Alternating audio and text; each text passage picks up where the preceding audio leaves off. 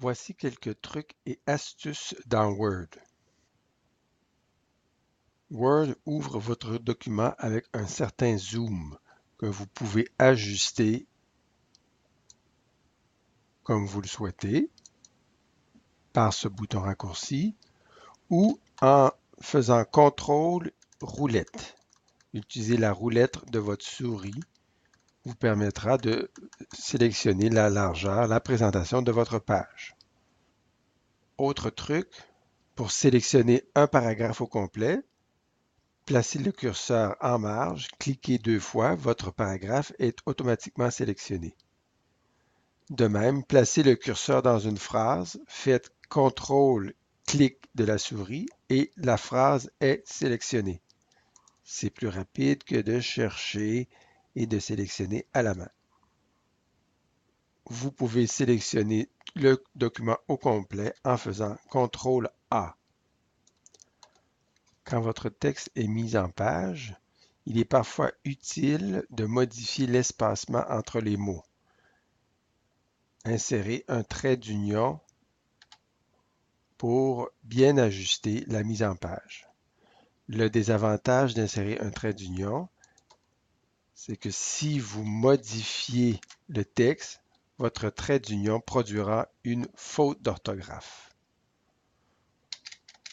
Pour remédier à ce problème, au lieu de faire le trait d'union, faites un trait d'union conditionnel, c'est-à-dire placez le curseur à la fin de la syllabe et faites CTRL trait d'union.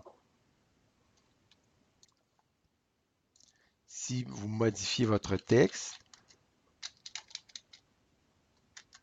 voyez, le trait d'union disparaît. Vous ne créerez jamais d'erreur de frappe en utilisant le trait d'union conditionnel, c'est-à-dire CTRL trait d'union. Si vous pouvez afficher les caractères, vous verrez ce trait d'union conditionnel.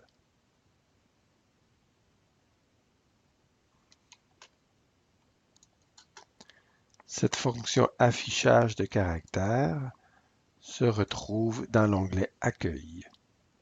Vous pouvez l'ajouter à votre barre de raccourcis. Elle vous permet de voir des caractères cachés et vous permet de corriger, souvent avec plus de précision, la mise en page de votre texte, si vous souhaitez faire cette mise en page manuellement.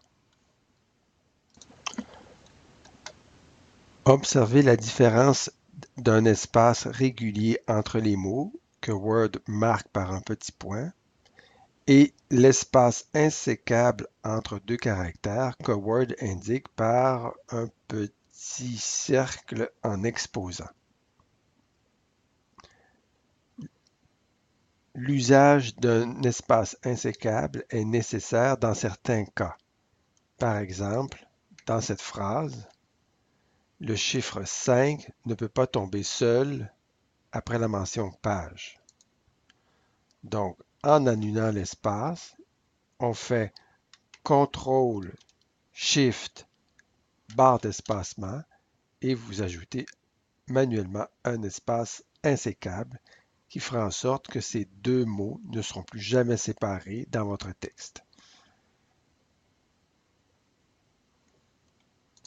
On comprend encore mieux l'importance de l'espace insécable dans ce cas-ci, où le guillemet se retrouve seul à la fin d'une ligne. Dans ce cas-ci, ce guillemet a été fait à partir d'une touche guillemet spéciale sur votre clavier, en bas à gauche de votre clavier probablement.